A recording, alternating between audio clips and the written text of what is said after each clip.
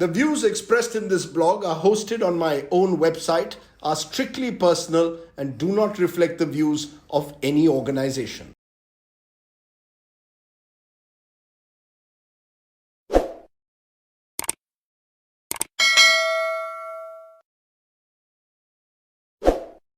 Hello and welcome my friends to Straight Bat, my weekly video blog where, as the title suggests, I comment with a straight bat. And this week my focus is on what is the Fab India controversy of the week.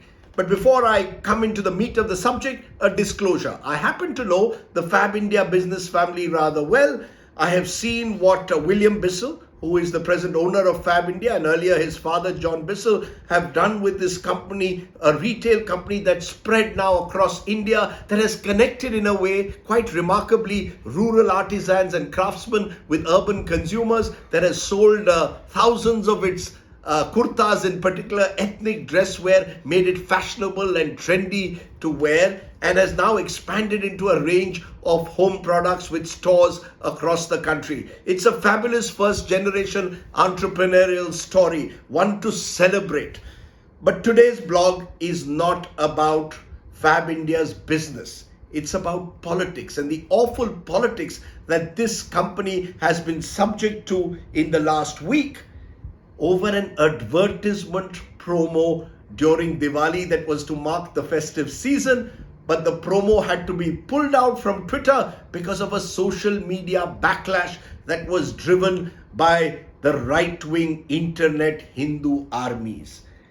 That's right, my friends. We live in very strange times. I call India now the Republic of permanently outraged sentiments, or permanently outraged and hurt sentiments. That's the republic that we've now become in our 75th year of independence. Almost every day, somewhere in some corner of the country, someone is angry, fulminating, is outraged over something that has been said on social media.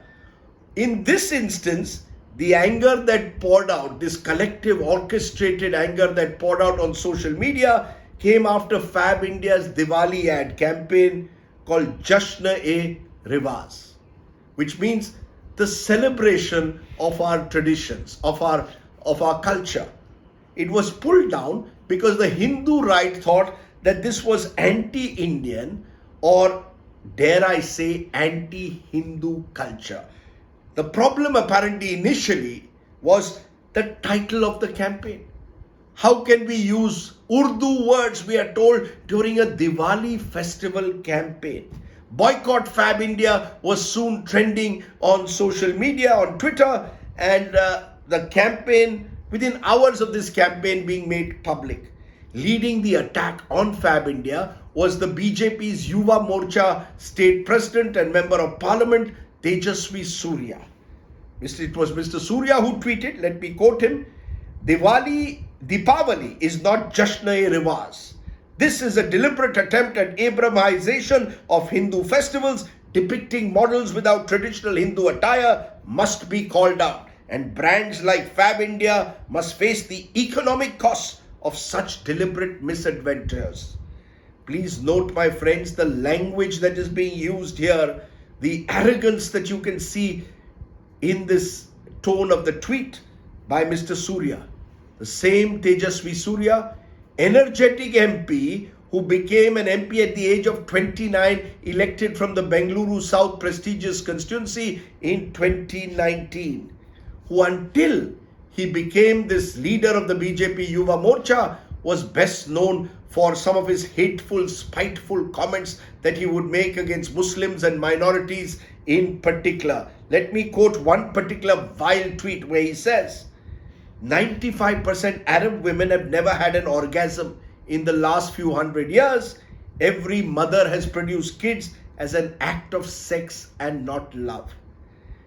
This 2015 tweet from our distinguished MP now invited predictably a backlash from social media user groups and importantly from the UAE government.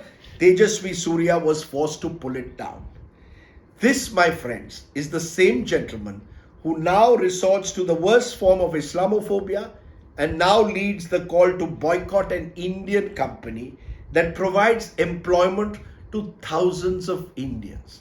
I mean, how absurd and illogical can this boycott Fab India campaign be?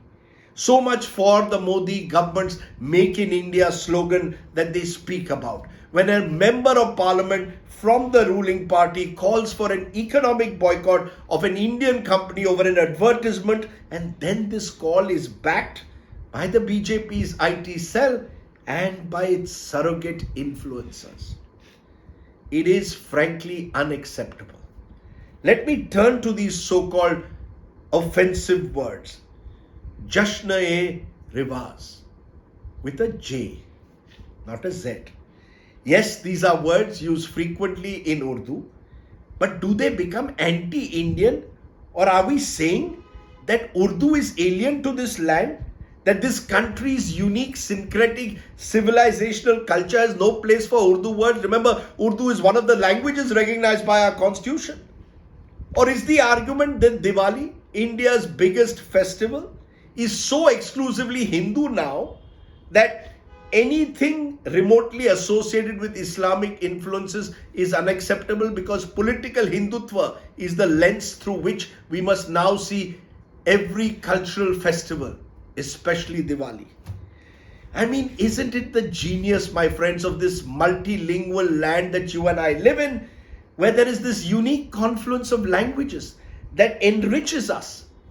Urdu originates from Hindustani, has a mix of words from Hindi, Persian, even Dakhini. Hindi and Urdu have for decades enriched each other.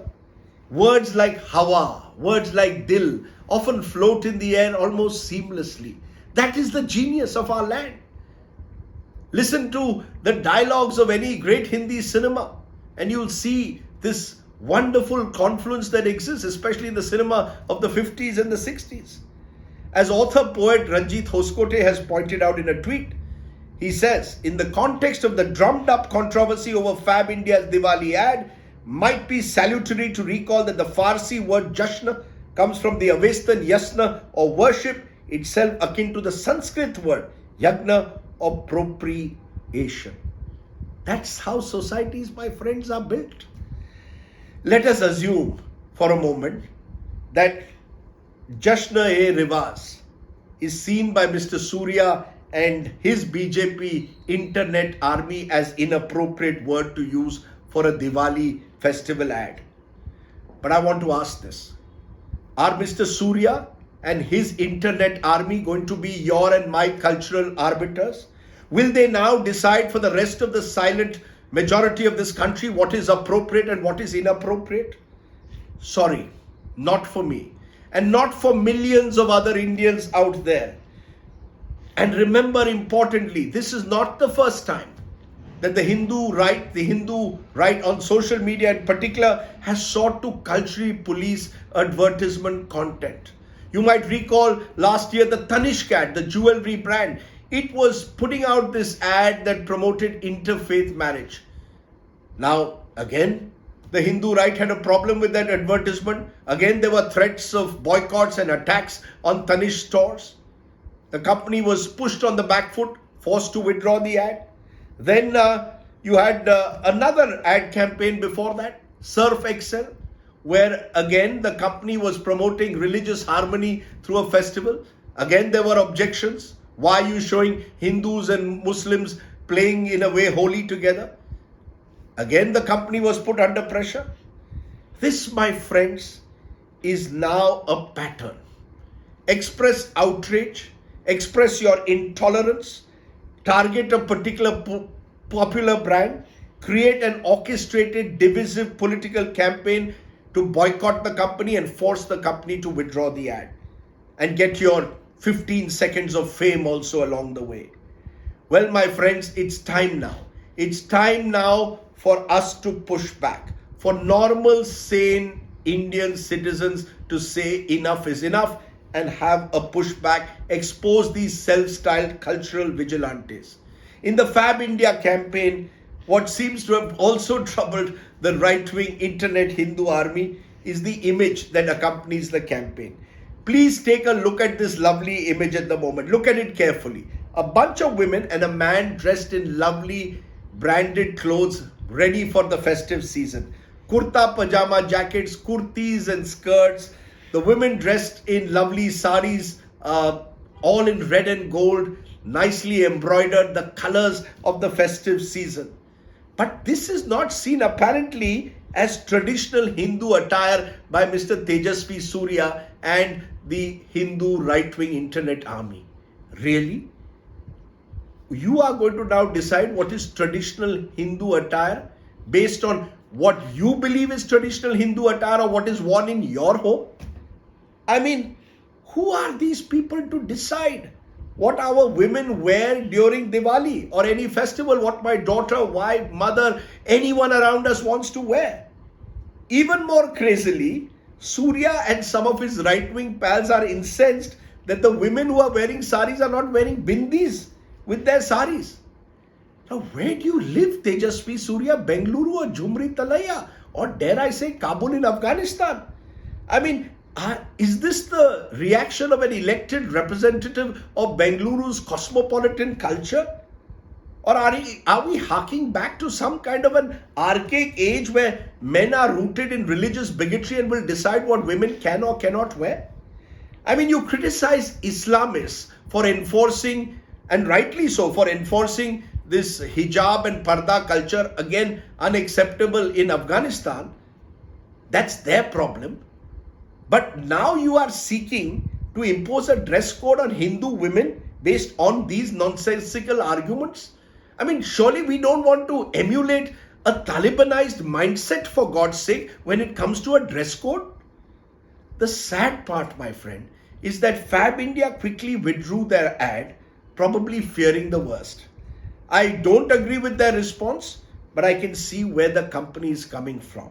I mean, how many companies can afford to take on these organized gangs who enjoy the patronage of the powers that be? And this is crucial. The patronage of the powers that be leads me to ask this simple question.